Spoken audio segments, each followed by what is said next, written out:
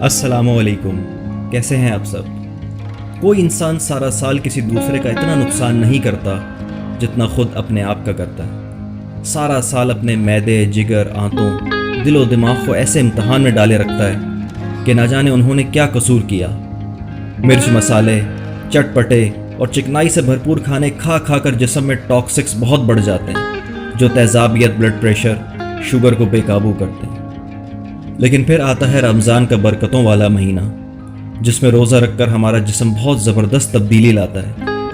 روزہ رکھنے سے ہمارے جسم میں کیا تبدیلی آتی ہے، آئیے دیکھتے ہیں۔ پہلے 2 روزے، پہلے ہی دن بلڈ شوگر لیول گرتا ہے، یعنی خون سے چینی کے مضر اثرات کا درجہ کم ہو جاتا ہے، دھڑکن سست ہو جاتی ہے اور بلڈ پریشر کم ہو جاتا ہے۔ ہمارے اعصاب جمع شدہ چربی کو اپنے سے آزاد کر دیتے ہیں، جس کی وجہ سے جسمانی کمزوری کا احساس اجاگر ہوتا ہے، تھوڑی بہت کمزوری محسوس ہوتی ہے۔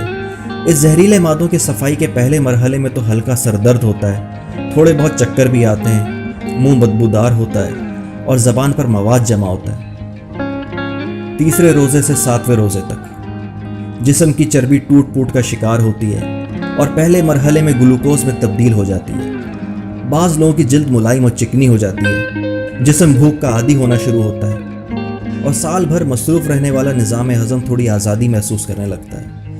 آپ کے جسم کے وائٹ بلڈ سیلز قوت مضافت میں اضافہ کرتے ہیں۔ کبھی کبھی سینے میں یا پھیپھڑوں میں ہلکی سی تکلیف محسوس ہوتی ہے، لیکن گھبرانے کی بات نہیں۔ یہ اس بات کی نشانی ہے کہ جسم سے زہریلے مادوں کی صفائی کا عمل شروع ہو چکا ہے، اور ساتھ ساتھ آنتوں کی صفائی اور ان کی مرمت کا کام بھی شروع ہو جاتا ہے، اور ان آنتوں کے اندر لگا زہریلا مواد ڈھیلا ہونا شروع ہو جاتا ہے۔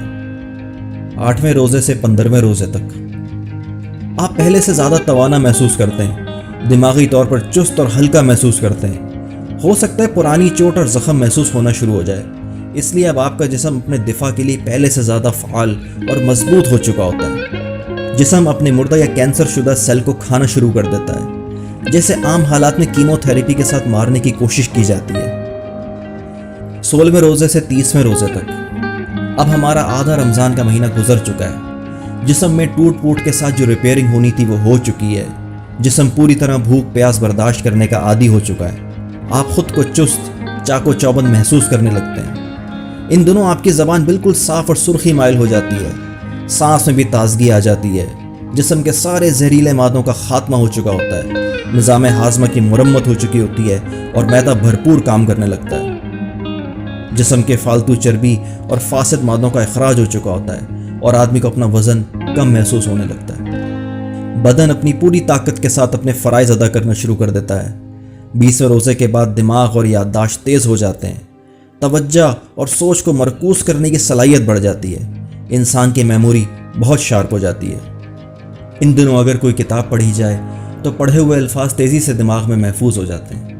یہی وجہ ہے کہ رمضان المبارک میں قرآن پاک پڑھنے کا زور بہت زیادہ دیا جاتا ہے، تاکہ اللہ تعالیٰ کے بتائے ہوئے احکامات انسان سارا سال یاد رکھ سکے۔ پھر بلا شبہ ہمارا بدن اور روح دونوں تیسرے عشرے کی برکات کو بھرپور انداز سے ادا کرنے کے قابل ہو جاتے ہیں۔ یہ تو ہوا دنیاوی فائدہ، جو بے شک اللہ نے ہماری ہی بھلائی کے لیے ہم پر فرض کیا، مگر دیکھیے رحمت الہی کا انداز کریمانہ کہ اس کے احکام ماننے سے دنیا کے ساتھ ساتھ ہماری آخرت بھی سنوارنے کا بہترین بندوبست کر دیا۔ سبحان اللہ و بحمدہ۔ ویڈیو پسند آئی ہو تو لائک ضرور کریں، اور اگر آج تک سبسکرائب نہ کیا تو سبسکرائب کا بٹن ضرور دبائیں اور مفید باتیں پھیلانے میں ہمارا ساتھ دیں۔ بقیہ گفتگو کسی اور موضوع پر